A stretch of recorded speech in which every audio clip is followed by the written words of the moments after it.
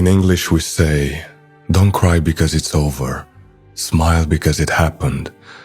But in poetry and in Romanian, we can say, nu plânge că te dau uitării și nici nu plânge că te las.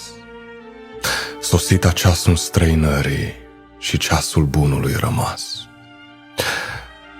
Se rupe un lanț plin de tărie, ca firul cel mai subțirel. Când soarta vrea așa să fie, zadarnic vrei să faci altfel. Și nu mai e nimic în stare să întoarcă vremile înapoi. Și acea iubire atât de mare ce-a fost odată între noi. Rămâi tu, dar rămâi cu bine. Rămâi cu suflet liniștit. Un dor se duce și altul vine și vei uita că te-am iubit.